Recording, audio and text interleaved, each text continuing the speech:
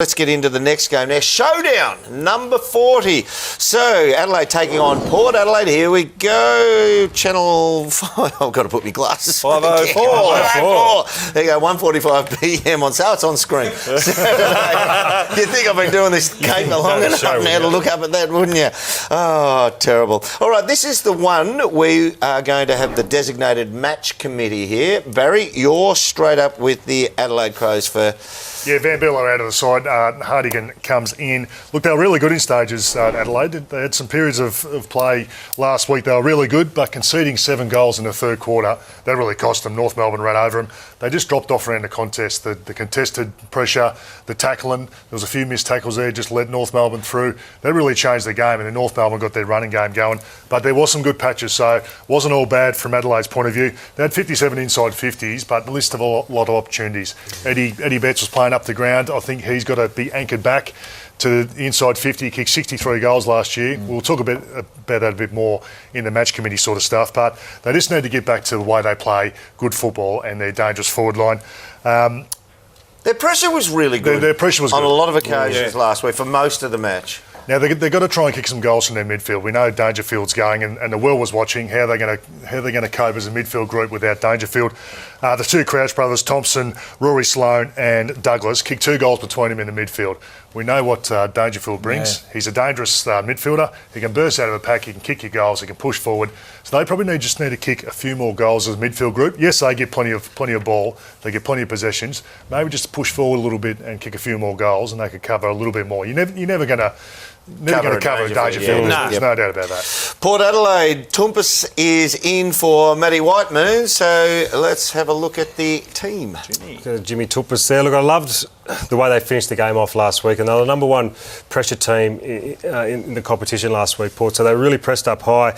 But look, in the end, they beat them by 33 points, and it was probably the last quarter where they just didn't quite have the run St Kilda to go with them. The Grey boys were outstanding. Ebert was outstanding. Charlie Dixon, poor first half, really got into it in that second half. We'll just see some huge matchups. I mean, Talia v Dixon is going to be an absolute belting match. I mean, Talia's playing his 100th game as well. So we look all across the ground. We see that in the centre there. I know you'll touch on it in a minute. Dicko, but Jacobs and Lobie is going to be a really big contest as well. And then you go down the other end, Walker down there on Carlisle, Betts on Homsch, and all these kind of matchups. It's going to be an absolute brilliant one to watch. But what I want to talk about though, and we've done a little bit of match committee analysing. Yes. So I'm going to do a little bit of opposition here and talk about from an Adelaide point of view. This is what I saw from what I want to see from an Adelaide. Is last week when Port Adelaide was squeezing so high up last week against St Kilda, they actually did get opened up on about 4 or 5 occasions. Third quarter. Yeah, St Kilda kicked 4 goals from their defensive 50 in the end, and we just see it here.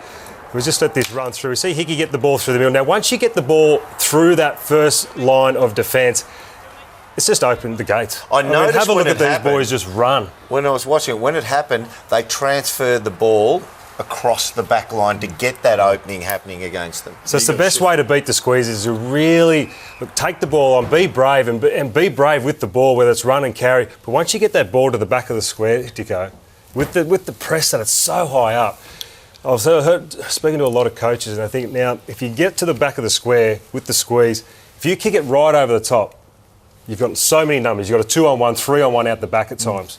Now what that's going to happen is then eventually that's going to make the squeeze come back a little bit. Yeah. So that's when you can start using the ball, think your way through it through the middle of the ground. So early on, in particular, I want Adelaide to really, once Port is squeezed up, really get one over the top. Yep. Let Betts, let Walker, let Jenkins, let these guys who are athletic enough to turn their opponents inside out, run back inside 50, get a nice, easy, open goal, which just might pull the squeeze back of Port's defence. And I think you'll find that on the 45, like you're talking, Derm, they shift at the half-back line, take that little inside, gain that extra 10 or 15, and then they're over the back and away they go.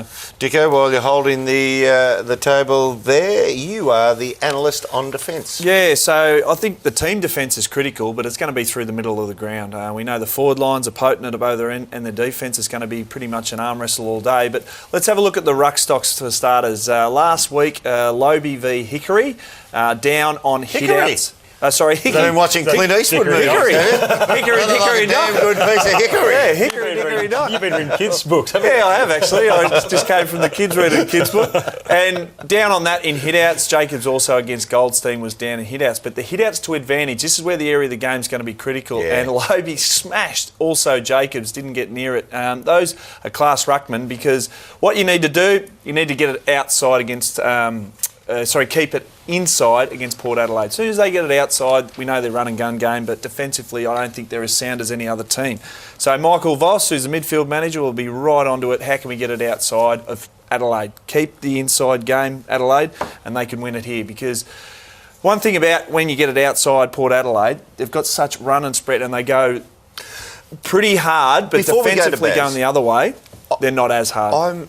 And we talk about some blokes whose game gets better as they get older. They were talking at the start of last year when he wasn't in round one, Scotty Thompson. They said, will he get back into Adelaide? So he's getting better. He's actually getting better. He's like Adelaide's Sam Mitchell.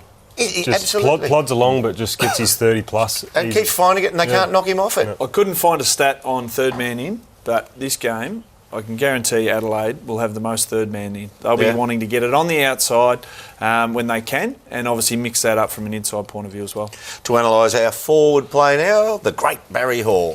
Well, I think we as a football club need to get back. I'm talking to Adelaide. I mean, they need to get back to how they're most dangerous and bring your best players back to the forward 50, or particularly in the forward half. Eddie Betts was right up the ground last week. We need to anchor him back. As I said, he kicked 63 goals last year. Charlie Cameron, who's not in the side, but he's one of the dangerous players as well. Walker, Jenkins, they're the two stay-at-homes. Lynch is the one who pushes up. He's a really creative player. Great link-up player, isn't he? Yeah, he's You very want him underrated. up past the wings, don't you? Yeah. When you got a forward line like this, as dangerous as this, you want to isolate, but you don't get that from sides now. Teams are too defensive. They're too good at chopping that isolation out. So what you need to do is start blocking. And it's the game's too quick now to block as a huddle in the group like they used to do in the old-fashioned way. You need to pair up with two. So a tall and a small.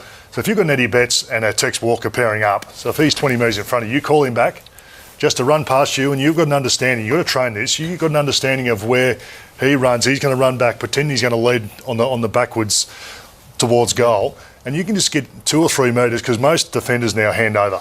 They don't. Yeah. It is important to do it at training, isn't it? We used to do a lot of it down at Geelong. I know Stevie J and I used to do a hell of a lot of it with the defenders, and defenders in the end used to crack the, what's at training because we were nailing them in training, but that obviously made us better and it made them better as well. One thing you can't do is sit there like a basketball screen and block because umpires are on it. You've got to actually put your arm out and point. All you got to do is run in the path of a defender. He only needs a metre or two. Yeah. If you've got Tex Walker's man on Eddie Betts and vice versa, then you've got mismatches all over the joint. Yeah. It's a dangerous forward line as it is with their men playing on him. If you can get little blocks here and there, and if the man does go with them, a metre or two is all I need. But if you can get mismatches... Yeah. I'll tell you also with the time in forward half for Adelaide, I reckon they're the most dangerous. They'll get better and better and better. They'll own that stat by the end of the year because once you get in there, they're so quick at shutting you down.